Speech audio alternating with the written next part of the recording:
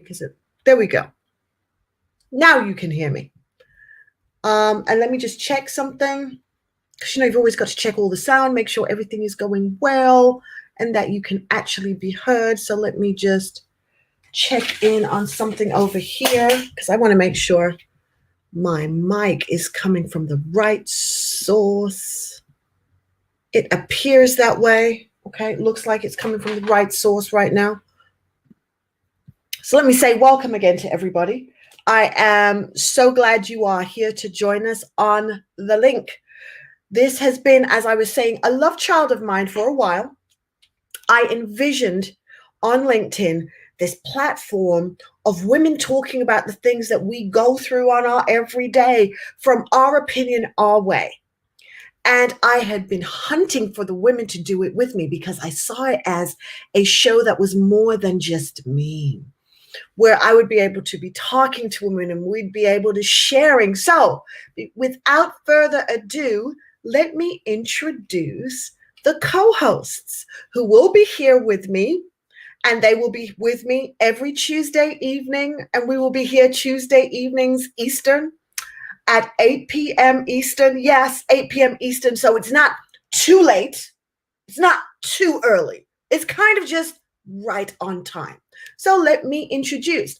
I'm going to start with Dr. Adriana. As you can see, here is a beautiful picture up for you to see. She is one of our co-hosts. She is a neuroscience researcher. So when she comes to the show, she's going to have so much to offer us about why we're thinking the way we're thinking when we're thinking it, which is going to be exciting. And she's always going to offer us this space of, it may feel like this now, but guess what? We can do some stuff to help us feel better.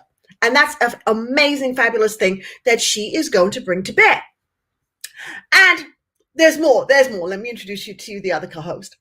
And our other co-host, as you can see here, is nicknamed Speaker Stephanie. She has an amazing way of articulating her stories and other stories and making you feel full of energy, like you absolutely can do whatever it is you're supposed to be doing.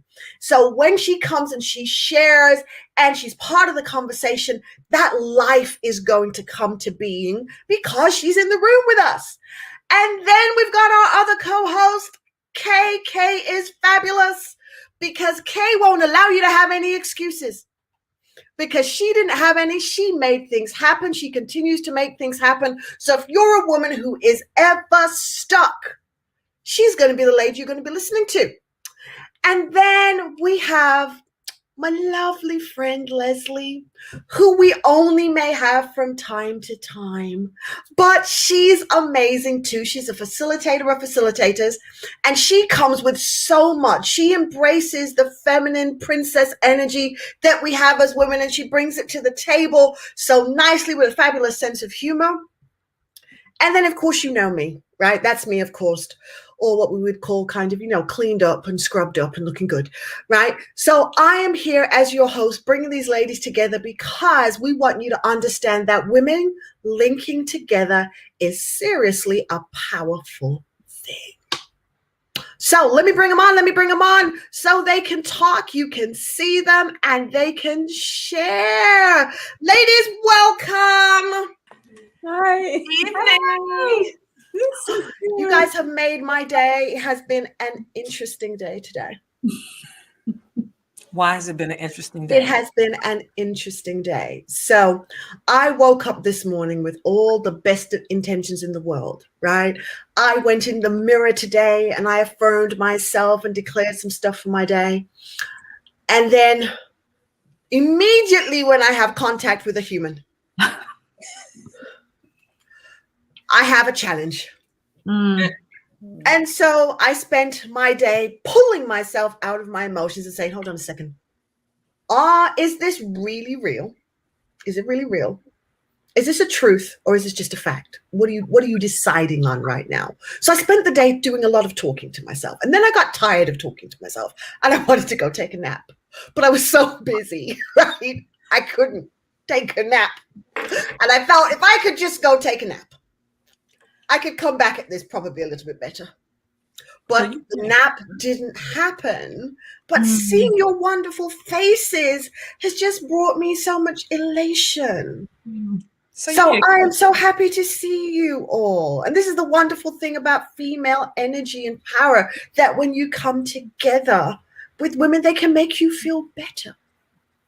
So this is a wonderful thing. So ladies, come on, introduce yourselves. Tell everybody about yourself. I'm going to start with you, Leslie, because we won't have you often. So, yeah, I know. And I didn't get a nap either. And I'm also covered in sweat and pee because my toddler had an incident. So forgive me. No, this is life. Right. So yeah, that's why you'll only have me sometimes. Is I have a 3-year-old and I am a later in life mom. So for anyone out there who ever has a question about like, will I fall in love? Can I get pregnant later? The answer is yes. I didn't meet my husband until my late 30s, get married until I was 41, and had my daughter at 42, pregnant on the first try. So miracles happen. And so she is my priority. It's the only one I'm going to have since I'm a later in life mom. And it's really hard sometimes because a lot of my friends want to do cool stuff like this. And I'm like, she's my priority right now. So it's like, I have my foot in that world. And what am I doing? So full-time career mom, breadwinner for the family. I have an artist husband who super supports me, which is awesome. Very different energy. So I'm constantly learning from him about ways of being that I am not familiar with. And that actually helps my facilitation, because then when I work with other people, I can say, yes, I get it. Like how you bring two very opposite energies together and be productive and still create something beautiful. So that's what I try and do. That's where you had some of that stuff come when you do all that really quirky stuff. Yeah. Oh, there you go. The secret is out. That is awesome. Okay. Speaker Stephanie, you're up top, and you're beautiful in the red. Yes, the red is I'm telling you guys, I looked at red twice. I did. It's gonna be some red in the closet. Well, I tell you, it's gonna be coming at you. Listen, it's gonna be some crimson in the house. Okay. So I am Stephanie Wall's speaker, Stephanie. Of the CEO of Speaker Stephanie LLC. So listen, each time I come on here, it's be lots of energy. If I don't have energy, I'm gonna need you all to give it to me and tell me you need some coffee, you need some chocolate, one of those things. You understand? So I help women, specifically women who've experienced trauma, to break down barriers to their self-esteem, and I help aspiring entrepreneurs with mindset. So I'm coming to bring all of this and learn from all of these awesome women, because these women are crazy. You heard from me first. You heard from me. It's lovely. Okay, Kay, I'm coming to you because you're right next door. And you guys were pulling with the red lipstick. Yes, we said we were coming through with the red lipstick. So, well, I did get a 10-minute nap because God knows I needed it. I did not want to be a mess tonight on here. So I needed a 10-minute nap, and I got it. I was begging for 10 minutes. So I'm ready. So I am Kay Richardson, and thank you all for joining us this evening. I have the pleasure of being with these amazing women, and I am the idea igniter. And as Lizzy said, I am the person who's the no nonsense kind of chick, because I started off being houseless, as they say, houseless at the age of 17, on welfare by the age of 18, pregnant at 18, graduating high school with the full scholarship, but I had to drop out.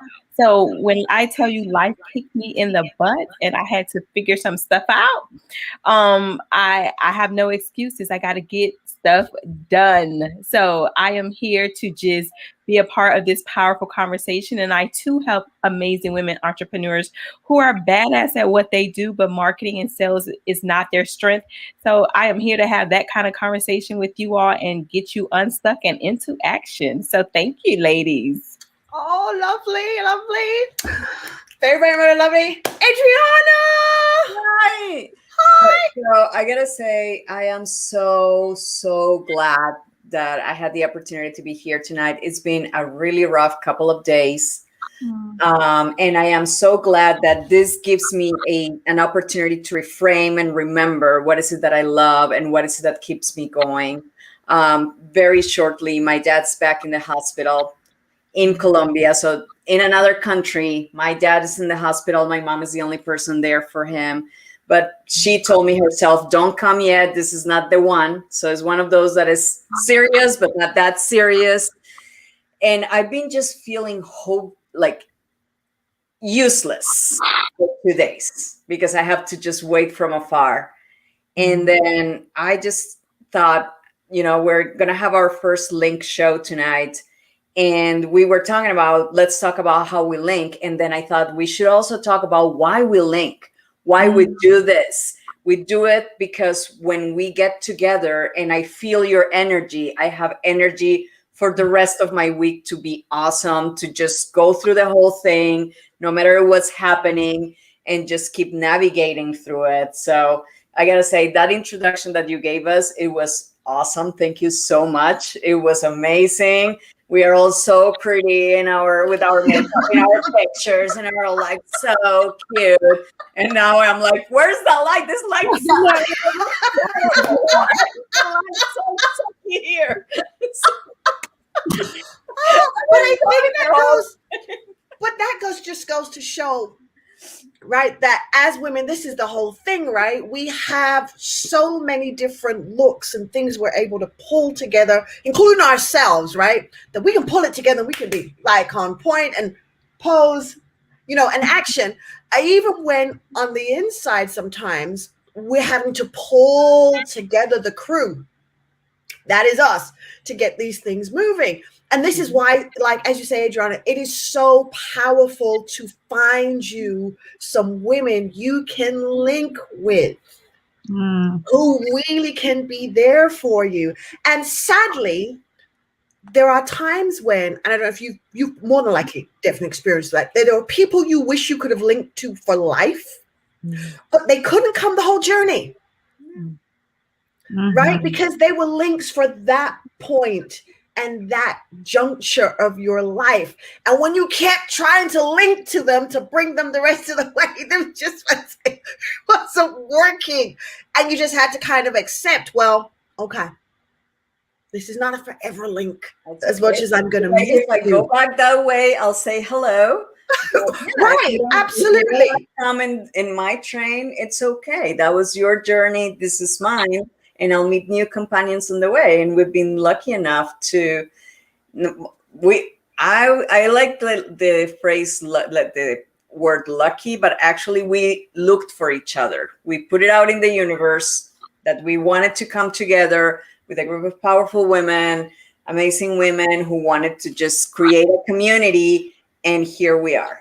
And miraculous as it feels, it is exactly how it works. And I'm so proud of being part of it.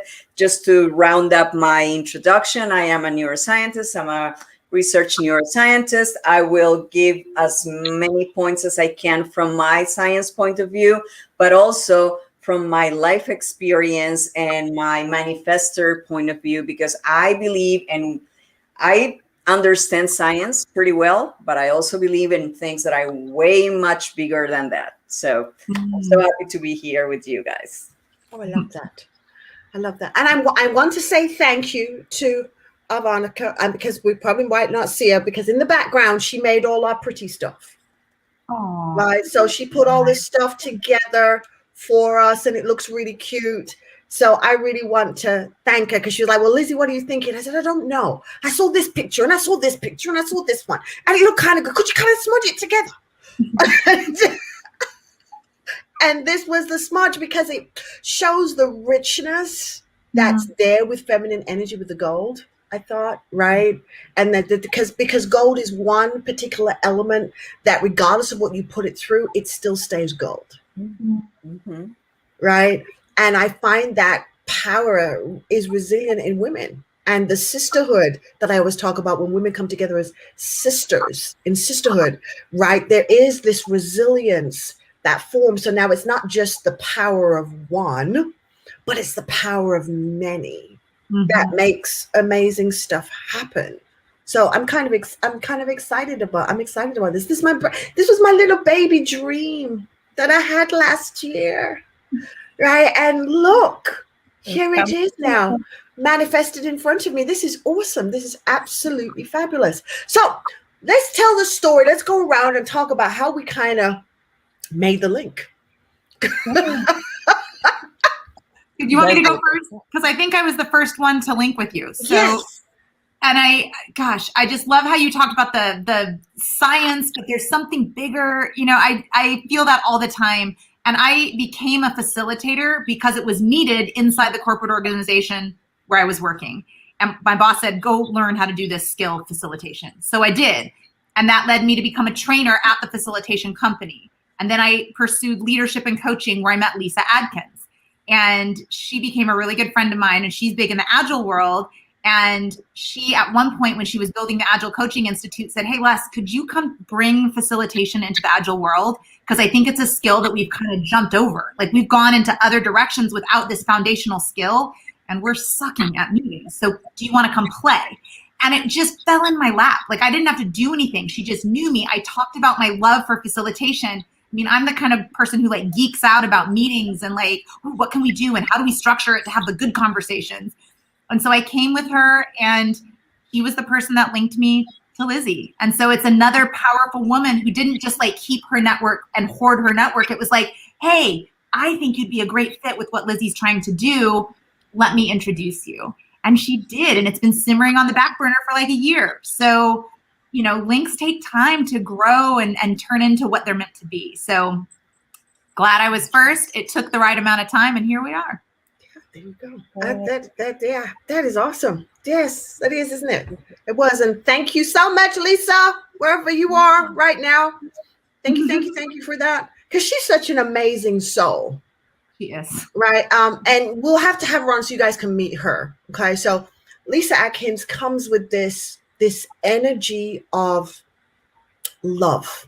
Mm. So when she walks in a room, she walks in and she puts into that room this spirit of acceptance and love. So she's like a big mama almost, right? She brings that energy into the room. So if there's discord, the energy she brings allows like a healing to start to take place. And then she just allows that to kind of be. And every now and again, she'll tweak a little bit and she'll say something else that gives you that space to think and brings you back. It's lovely the way she does that. So it's a real gift. And it's been interesting to watch her journey into that space because she wasn't always there, right? Yeah, I love to. She'll talk about being a project manager and like following this is what we're doing, and how she transitioned from that into Agile, and then how that just kind of cracked her open and all the things that happened after that. And it's amazing, that sense of evolving and not fighting the evolution that's coming in your way, right? Now, out of the three of you, the first person I met was actually Stephanie. So, Steph, talk about how we met. We linked, how the link happened. So with Clubhouse, so I got on Clubhouse in December. And if you've been on Clubhouse, it's addictive. It's like chocolate. It's like chocolate with that time of the month, right? So I'm on Clubhouse. I'm having great conversations. Now everybody, if you've seen Lizzy's profile picture, we talked about that, right? That profile picture. You're like, oh, she's somebody. I mean, let me just follow her. She's dropping all kinds of gems and nuggets and everything. So, you see them in different rooms, but you connect, right? But then, boop, there's a message in my box from the Lizzy. Like, holy cow. I want to chat, want to get together. I'm all nervous. I'm ready. I'm like, okay, let's do this. Let's do it. We get on Zoom. I think it was Zoom. Yeah, we got on a Zoom. The plan was, and this is, you know how Lizzy is. It's just going to be quick, just a little quick, couple minutes. We're just going to talk, ask you a few questions. So Lizzy and I don't even know how long we talked. By the end of the time, I had my feet up. She had her feet up. We didn't both do that. And we talking about like we were old friends from back. And at one point I realized I think she's recording me. Who cares? Go ahead, girl. So what's next? But it was. From the moment she spoke and just was just very authentic, I was like, oh, okay, so the real person, how you can I can see her. I was like, I like her. So she told me her idea, and I was like, okay, this is awesome. I'm in. You got me. Boom. I'm thinking, oh man, Where's Lizzy? Man, I was all excited. Got a text, got an email. Hey, things are moving along. But she was telling me as she was meeting each person, I'm going. I have some people in mind. I want to talk to some folks. I was like, wow. She absolutely blew my mind. I was so humbled by just the things that she was saying to me and how she came to choose me, you know. And when you talk to another person of faith and they just tell you, listen, I prayed and God was telling me, who, and you were it. Now, let me give you a little context of that. I'm a person of faith as well, right? Mm-hmm. And you always I ask God, I believe in the Holy Trinity. I ask God to put the right people in my place, in my space. So don't have me looking, where should I be? Who should I be talking to? Because, in this entrepreneurial world, it's some crackpots out there, right? Everybody's that's the best way to put it. Everybody isn't at the right place in their journey for when you meet them. That's it. And it's so you never know. And I wanted to make sure that everything I was doing was in line with who I was and what I believed in. And here I was.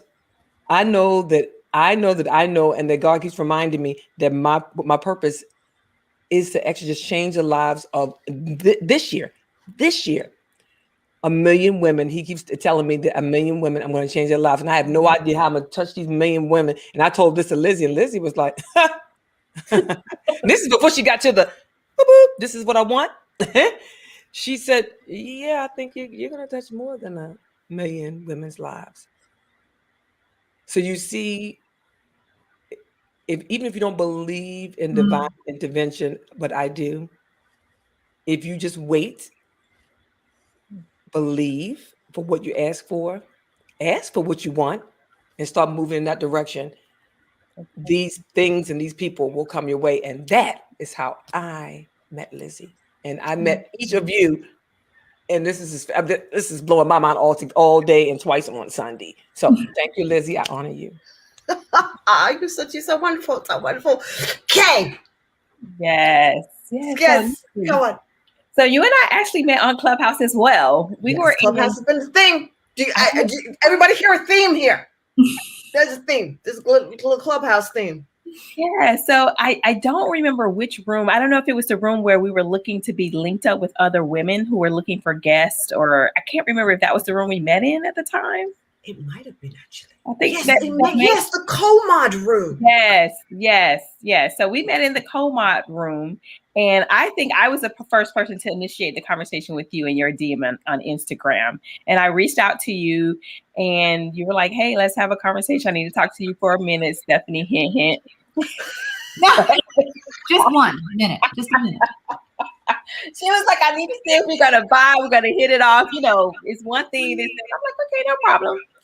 And it was about an hour and a half to almost 2 hours later.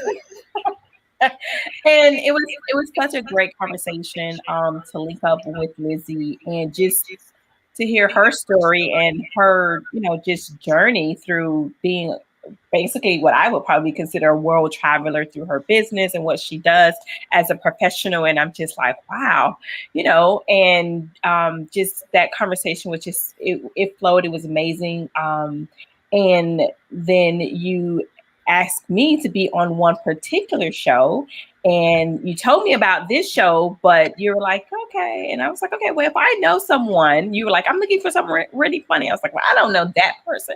However, I may know someone else for you. And so when I received the email saying that, like, hey, you're going to be on the show, I was like, holy crap. I'm going to be a language, right?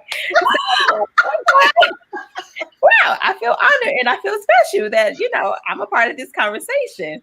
And so, we came on that night, and just how all of us flow supportive and just, just getting to know one another and just our different spaces and walks through life.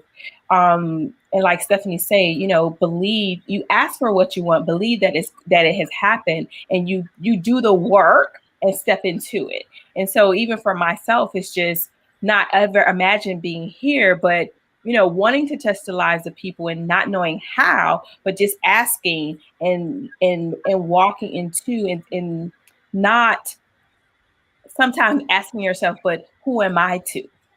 Right? Because a lot of women will say, well, who am I to reach out to this person?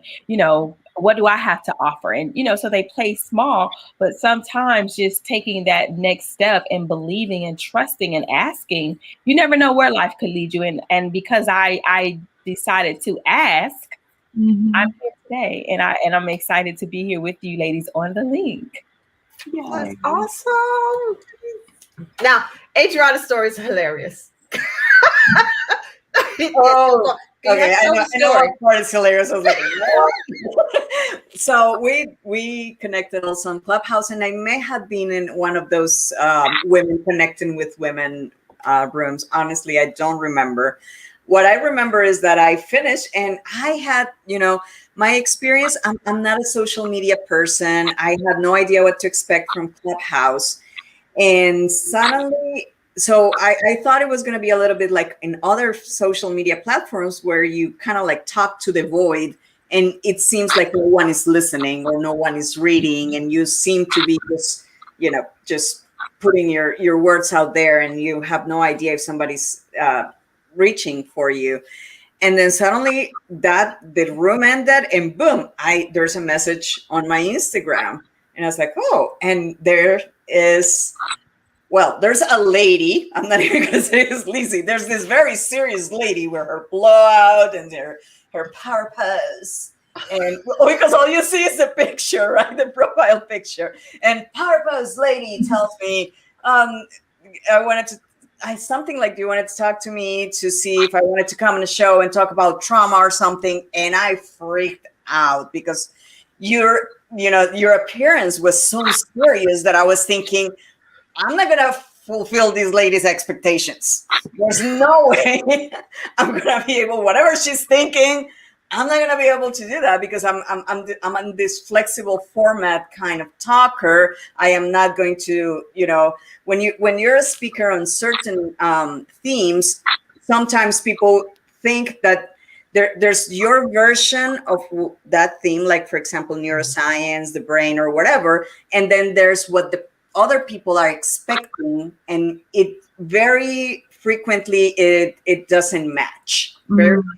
So when you open your mouth and your words and your expressions come out, then people are like, oh, it's not what I was expecting, but this is cool, and I like the way it's coming. So it was very funny because I just made this huge judgment. Like, I put a whole bio under Liz's picture. I was like, I'm a very serious lady. You'll do as you're told. You will tell me what I want to hear. That's all of that crossed my mind only because I was judging that one picture. And she put me on her calendar and put yourself on the calendar. And I was like, okay. That day. Oh my God. I'm going to go. Anyways, the day comes and we get on Zoom for our call, and there she is with, I think you were wearing like some tie-dye t-shirt, and you're like, so chill. Like, who that? This person is. But we had a fabulous conversation, and I realized that this was exactly what I wanted, because for the longest time, I will watch, for example, I watched The View. And I love it. And I said, like, oh, it would be so cool to sit on a panel like that. That will be the most cool thing somebody can do. But how am I ever going to do that? I'm mostly a research scientist. I'm in my lab, locked up from the world. Nobody sees me. Many people in my field are not very social. So you socialize very little. How is a person in that environment going to end up on a screen sharing on a TV show? How's that going to happen? But I really wanted it. And the universe felt that I really wanted it. And she mentioned, so I'm planning on doing this with her very sweet, I love her accent. I try to do it because English is not my first language. I cannot do the accents the way I would love to, but like I can imagine her with her tea and her pinky up, with her British accent, saying, "So I'm gonna have this show," and I was like, "To let me be on it." And I don't know if you asked me or I just kind of like put it out. I want to be there, but all I know is that I just wanted to be part of it, and I am just so thrilled because if this is something that falls in your lap, it was like an elephant, boom, sitting on my lap. I was like, oh my God, I was an elephant sitting on my lap. This is awesome. So I'm really, really, really excited about this. What I think is so amazing is I think a lot of women probably don't reach out and link with other women because they tell themselves a story about the picture they see, or they've interpreted something. And I hope that today one lesson everybody hears and puts in action is don't go by the story in your head. Right? Reach past the story because you just never know. Now, hey, if the story's right, nothing lost, right? You just confirmed something. Okay, you were right. But don't even if you do reach out and that story is true, don't allow that story to stop you from reaching out again. Yes. Or to another person. Right, because it could just be somebody else you're supposed to connect with, why that connection didn't work. Or the fact that you try to make that connection is not the right one. Now you know more clearly what is it that doesn't work. And then, but it is for me, it's been one of the hardest lessons. Like, because rejection feels so badly. And we see rejection as women, I think we see rejection even when there is none. Just the fact that there's a slight disagreement or not exactly as I planned or not exactly as I was picturing it, we think that's rejection, and it becomes this thing that just throws us back, and you're like, oh, then it's not possible. And you tend to just block yourself from whatever you're going to do. And it's been a very, very hard lesson for me to learn. Like, it took me many years to say, it's okay. The worst thing that can happen is that the person says no. And then you move on. And all you have to do is move on to the next. And all you have to do after that one is move on to the next one and not dwell on the past one, except if there's a lesson there on, oh, these kind of people, they are not my people. They don't go well with me. So now I know this line doesn't work, or this other line of work is not for me. But otherwise, all you have to do is just say, okay, so it's not that way, it's this way. And yet it seems so impossible sometimes when we're trying to reach ourselves and to connect. Rejection can feel incredibly hard for us, or what we perceive as rejection. It's so funny you said that. I was having a conversation earlier today, probably about 2 hours ago. And I was sharing about, I had this epiphany about rejection, my own personal struggle with rejection. I had an epiphany about it about 2 weeks ago. Now, I knew it was there, like it's there, but I didn't realize it was as powerful in my life as it was. So cognizant, I got a couple of rejection issues. Okay, yeah, I got it. But not that it was vicing my life. I didn't realize that, right? Until I had this conversation with an old girlfriend from childhood on Mother's Day, on British Mother's Day, because she called me out the blue. We had this great conversation. And she was describing me, but she was describing a me I don't know anymore. That I was like, huh? What? And I literally, we were on FaceTime, right? And I went, that's not me anymore. I literally did that like I was in school. That's not me anymore. And you're like, right. I did that. And she looked at me and she said, it's always still inside of you. You've just been hurt so much that it closed off. That's all that happened. And she kind of, she's a scientist too, right? biologist and stuff. So she kind of just traced it back. She said, remember this that happened to you? Remember this when this happened to you? Remember when this happened to you? And I was like, oh my gosh, I hadn't thought about that. I hadn't thought about that. And I actually didn't go to bed that night. Because it really triggered something for me. And it wasn't a negative trigger. It was I need to inspect this. And let me go a little bit deeper and understand. And then I started to look at a whole bunch of stuff. Here was my epiphany. And this, for all of you out there who are entrepreneurs or women in business and you're looking to do business or you're thinking about it, or even those of you in corporate and wanting promotion, please hear this. Because I had lost my own personal belief in myself, didn't realize I'd lost it, but I'd lost my own personal true belief. I had spent a lot of money, right, bringing people around me to substitute my belief. Thus, it fed the need for approval. Because inside there wasn't the belief to approve myself. So constantly now I'm shelling out and bringing all kinds of people into my life. Approve me, approve me, approve me, approve me, approve me. Am I good enough? Am I good enough? Am I good enough? Am I good enough? Am I good enough now? Am I good enough now? And when something happened where I didn't feel I got rejected, it said, you're not good enough. So I'd shut down, and whatever I was doing at that time, I would stop. I wouldn't push any further. The only thing in my life that, since, losing this macho confidence that I had inside myself, this self-belief that I pushed, was actually my journey to become a CST. So when I got the rejection the first time, it didn't feel like something was wrong with me. It felt like, here's an opportunity to grow. That's how I saw it, and that's how I received it. So then I wanted to grow, and I wanted to go back and prove I have grown. So still wanting approval, but in a different way, right? I've grown. But I didn't accept it as a rejection. It was, here's a chance for you to improve.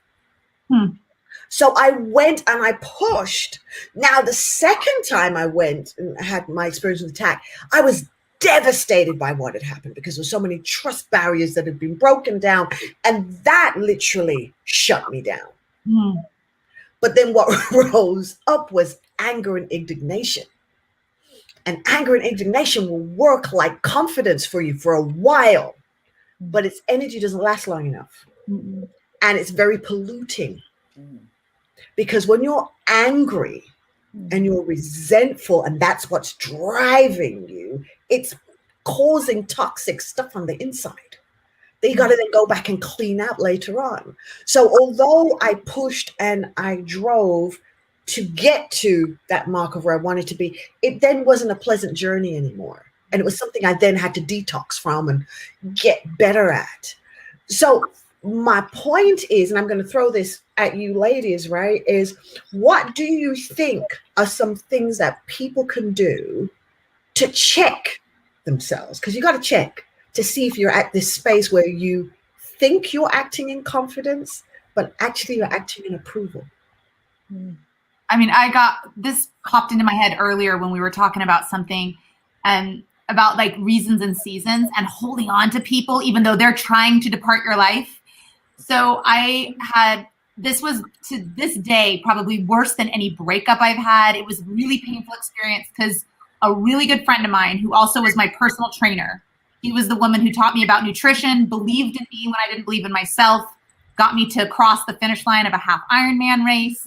Like, this woman was my rock. And I was so happy with what she gave me that I'm like, let's start a little side business and help other women feel this. Like, I was trying to do some of this, right? Let's link and show them how to link and believe in themselves. And so we were starting to build a business. And at some point she decided she didn't want any part of it and was ready to just exit my life. And there was a bunch of reasons, some of which I understood, some of which completely blindsided me. She sent me an email, and that's how she was trying to leave my life. After I had loaned her a large sum of money, by the way. So it's like, I definitely didn't see it coming. And I was doing everything I could to keep her in. And I happened to be in the car with my sister, my actual physical sister, right? when we're on the phone, and everything she said, I'm like, I understand why you would feel that way. What can I do to make it better? Let me help you. And my sister, neutral party, barely knows this woman. After I got off the phone, she's like, did you hear that conversation? Because let me tell you what it sounded like from the outside. You were doing everything you could to make amends, to make it better, to understand her perspective, and she wanted no part of that. She wanted to be, pissed off and like not rational. And I was taking on all the things I did wrong, but she was not. And I did not see that. If my sister hadn't reflected that back to me, I would have kept trying to pull her back in and apologizing and being like, am I good enough? Am I good enough? Do you like me again now? And so it was really, that was a stroke of luck that my sister was with me when that call came in. And now I'm like, I need someone like that who will be that neutral party that I can bounce things off of. Like, what am I missing about how this conversation went down? Mm-hmm. And so like, that's what stuff like this, linking, sometimes having someone from your past that knows you or will be that neutral voice, for me, has kept me from sinking into some really low places when those moments happen. Right. How about for you, Steph?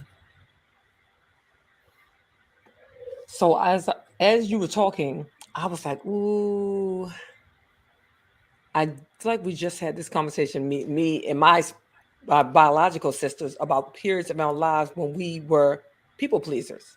Like, we knew we were people pleasers, and when we recognized it, it was like it sucked. Like, and at some point, it might have been because the other one just kind of, sisters, no filter.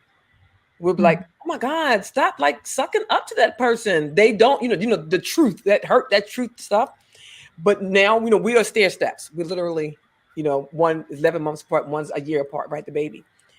And we were talking about this.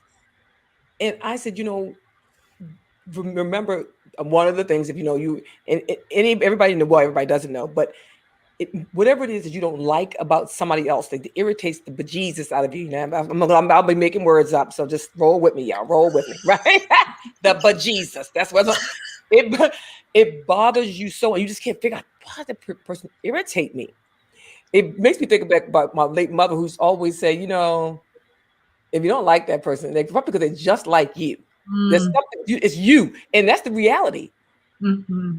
The other folks are mirrors of you, and particularly those people. And this is, this is Coach Stephanie that went through all the school. This is Stephanie with all her degrees. This is coming out. But I was like, how about I need to coach my own self? The reality is,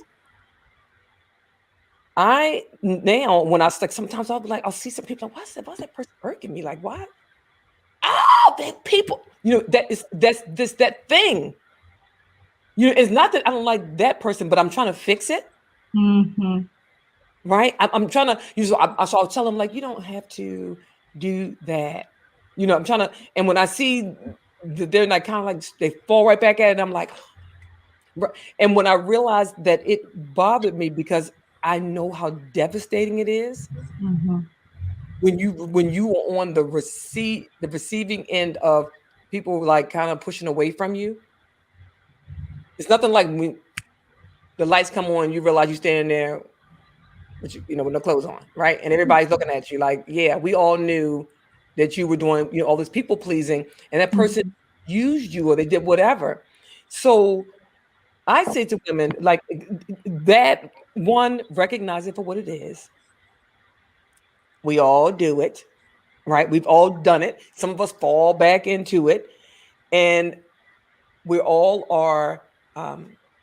We're made up of our beliefs, some DNA, some of that stuff, genetics, but a lot of it has to do with environment. And if you were like me, like as I was listening to my sister here talking, all my sisters, but when each one of you were telling your stories, right, the other night and even today, and what I've learned through my journey for years, I thought I was the only one. I don't know why, but I was the only one that had a baby when she was 17 years old. Right? I was the only one that went through all of the things that I did. So my self-esteem was down here in the toilet. And until I gave myself permission to be okay. Folks say, you'll be okay.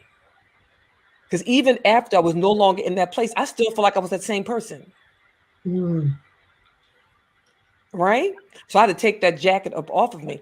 But that, whatever it is that you feel like you're holding on to, because remember, I had to look it up because I couldn't remember who said it, and I wanted to say who said it because I'm always just saying the quote, and it's Mark Twain, that anger is the acid that destroys the vessel for which it's inside of, more so than anything that it can be poured on. Right? And I feel like that whatever you do, you stumble, you fall, you want to get back up, don't beat yourself up about it. Don't harbor so much anger, because anger doesn't affect anybody worse than it affects the person that is coming out of. So my advice is love you first, and whatever you do, give yourself some grace. Own it, fix it, keep it chugging on. Okay. I think it's so huge, the giving yourself grace. I just want to be like, yes. Yeah. And it's so hard to do. Like, I will give grace to everyone I know, and then myself, I'm like, ooh, I could have done better. Like, I don't know why it's so hard to give grace to ourselves, but that is a muscle that, like, I feel like I constantly need to strengthen. I think a lot of people need to strengthen it. Yeah, I don't think you're the only one. And the more you have achieved in life as a female, I think the harder you have the ability to be on yourself. Oh my gosh, yes. I mean, Because what's wrong with you? You've done. Do you find yourself like, I know I do this. I compare myself to the highest, best version of myself I've ever been. So like that day that I finished the half Ironman, like I'm like, I only rode the bike for 20 minutes today. Did you say only? Like, Did you say only? As I'm sitting there, like, you did the Ironman? Half. It was a half Ironman. Half, the third. Ironman. But you see that you're emphasizing the half. It's just half. It's just half. How far is half? Little Ironman. How far is half? Come on, it's the freaking Ironman. You did it. It's awesome. It's a 1.2 mile swim, a 50. I'm sorry. How many miles? A 1.2 mile swim, a 56-mile bike, and 13.1 mile run. Is the kids say on one of them housewives or somebody, check girl bye? But you're right. I will be like, oh, but it was just half. It wasn't a full. There's people that do more. Okay. Like, I don't give myself credit for that.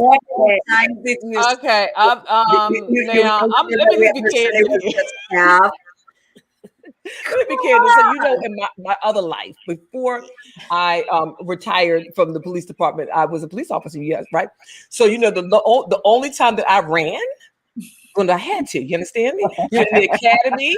I mean, I was like, oh my God, and I ran them because they ran you all through the street. You want me to see, you don't want me to one falling back. So I want to look like I was in it, right? You know, I was inside I was having an anxiety attack. On the outside, I looked like I was doing it, you know. But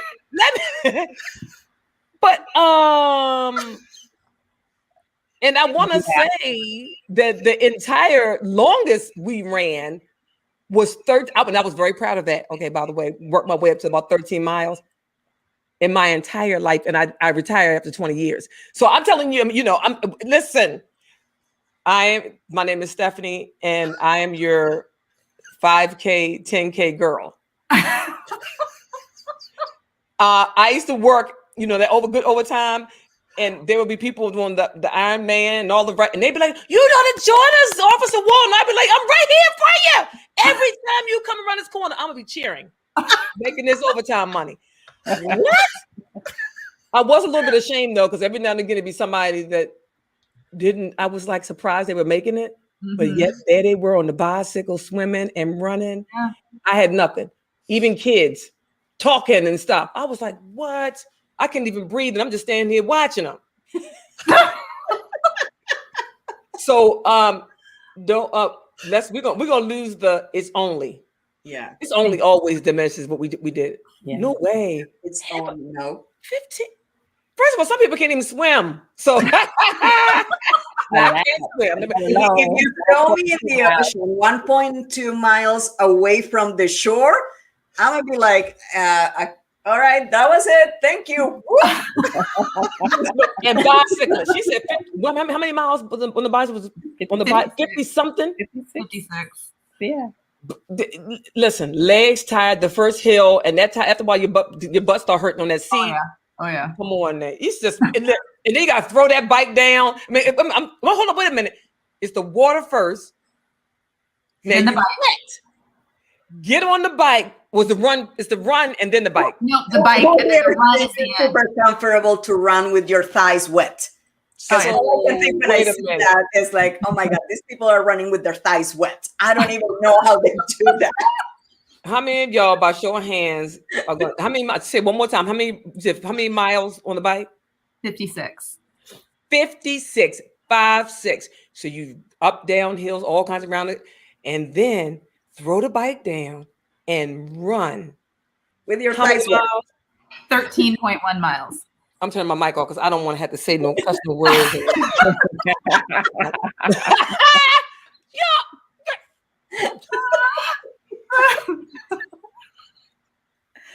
I love it. We definitely have to cut the "it's only" or "it was only." Screw that. We did it. We've done it all. Right. The all of us, we've done it all. Just celebrate it.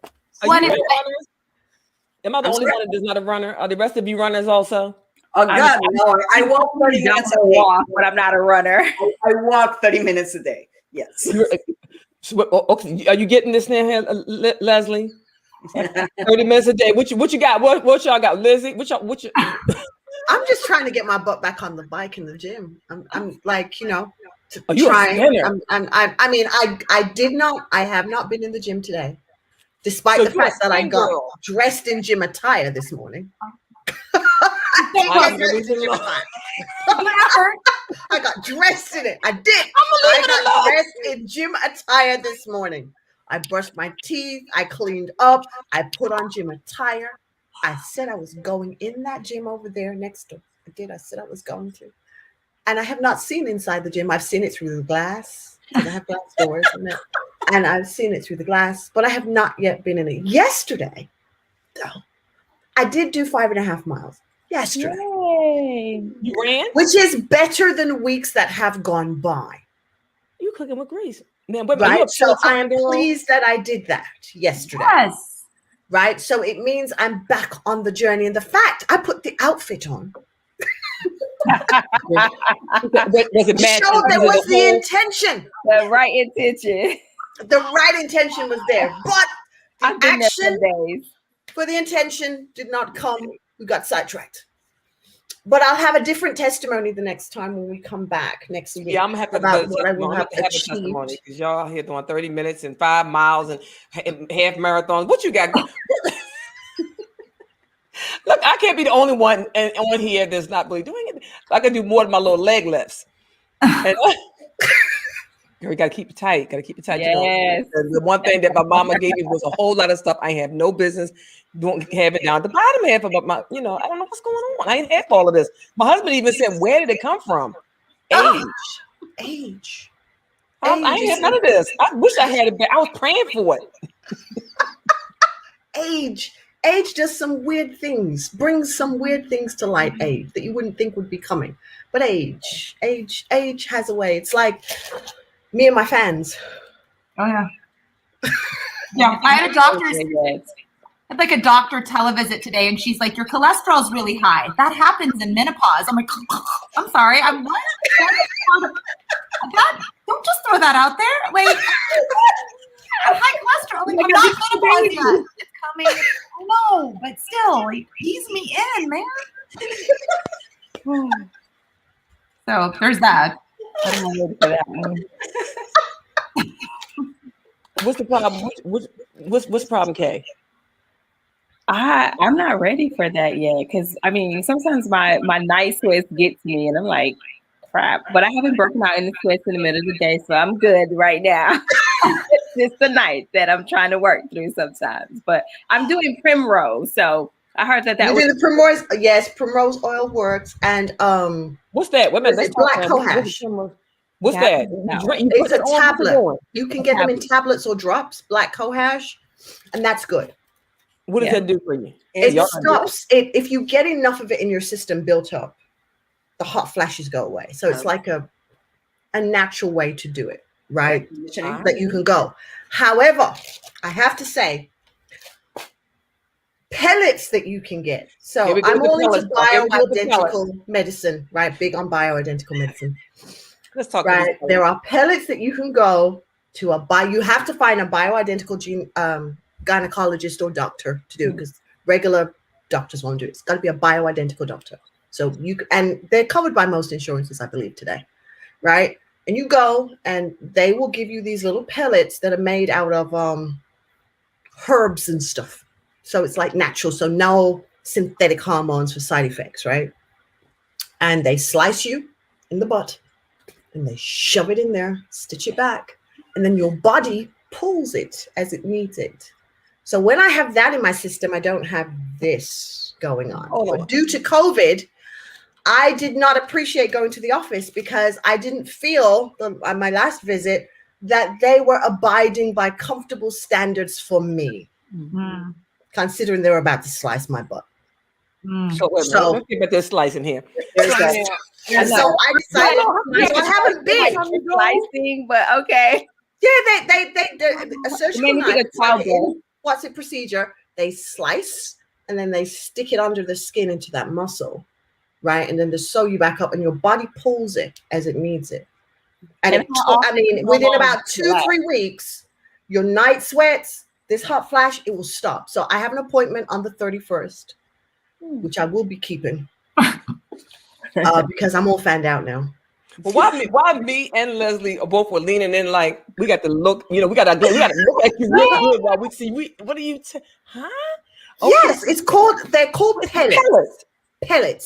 And I think it's called Biotin pellets. But when Biotin is the brand, I believe that it is. And they come in these little, you go and there's a nurse or like a registered nurse, but a specializing nurse, or you've got the actual gynecologist surgeon there, right?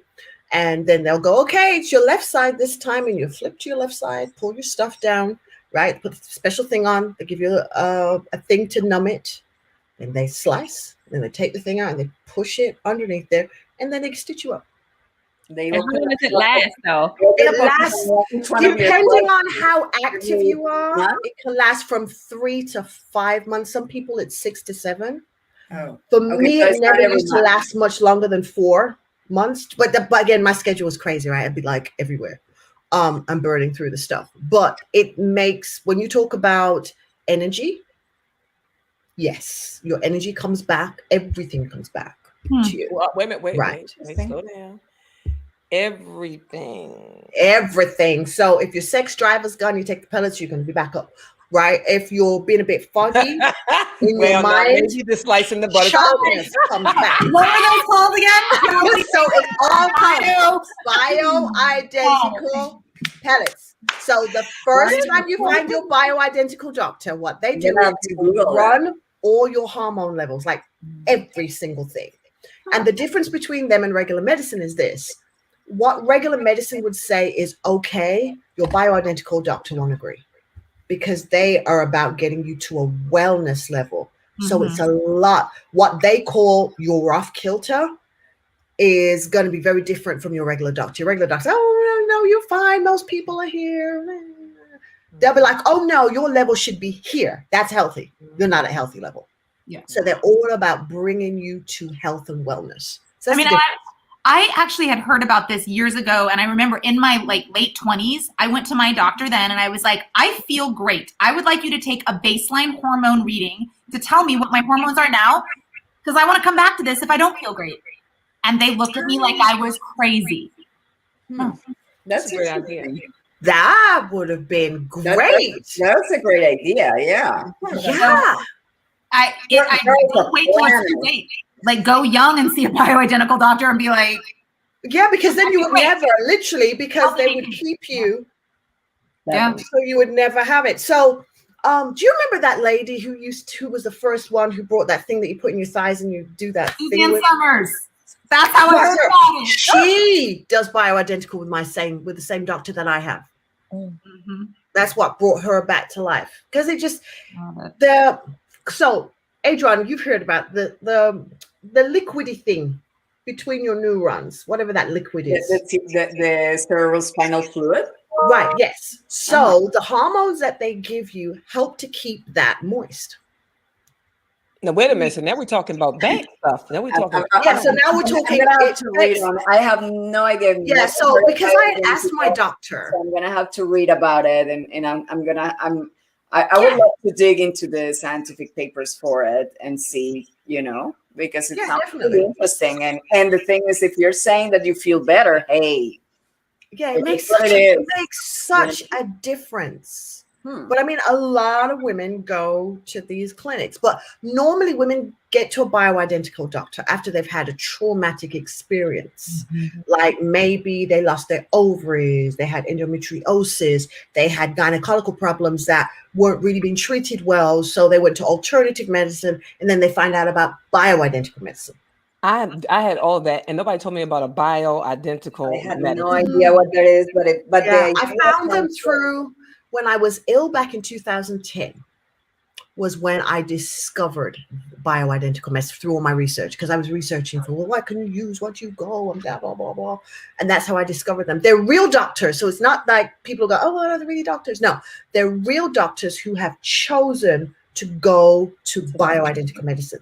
So anything they prescribe for you, you have to go to a special bioidentical pharmacy to get, because it's made from like yams, plants, blah, blah, all that kind of stuff. Natural. So natural. All natural. So then your body can absorb it without side effects. Yes. I'm the research that I've never heard of. So now I have to bioidentical. Yes. So for all those ladies, I mean, the idea makes sense. So yeah, you're touching your late 30s, and they've said that some people can have menopause show up earlier. Yeah. So, but if you're touching your late 30s, or, it's worthwhile to start seeing if you've got a bioidentical doctor in your area, go get all your hormone levels, And if you keep them, you'll know something's off, though, if something's gone wrong, because one of your levels will drop. So you'll have the readings to be able to know about that. That is interesting. Yeah, so I'm just looking at the time now. See, this is what's happening when you get with this. This is the whole talk. I'm like, you have a whole on it. Look, I'm sitting there like Nahia. I was thinking I feel like the whole next show needed to be about burning the candle on both ends, like burnout. But maybe we need to talk about bioidentical medicine. We should get somebody to come and talk to us about that. That is a good idea. Somebody come and talk to us about it, because definitely. I will see if I can get Mandy Cotton to come on. I will reach out when I go on the 31st and see if I can get her to come on and talk about it. That will be great. That would be great. It's like we're growing a list of guests, like Lisa Adkins, gotta have her on, the bioidentical doctor. I like this. Yes, it's emerging. Yes. It's emerging what it is we need to talk about and get some experts on. So yeah, I will do that. I will definitely reach out to her when I go over and ask if she'd be willing to do that. I'm sure she would. And if not, I will hunt for one that would be willing to come and talk about it, because I wish I had found a bioidentical doctor back in 2009, because I'd probably still have my ovaries. Right, but going through traditional medicine, no. You guys, I'll say one of the reasons I moved to Las Vegas, where I live now, because my dad was having heart issues, and his doctor was like, you need a pacemaker. And I had just happened to be at a conference with a girlfriend who runs stuff for doctors who deal with hearts, and I knew that was the third thing to try, and his doctor had not told him about the other two alternatives. So I said, can you tell me a doctor in Las Vegas that can walk him through all the alternatives? So for a year or two, medication solved the problem. After that, he had to get a procedure called an ablation. And it took 2 times doing that, but and he still, now we're a decade plus in, does not have a pacemaker.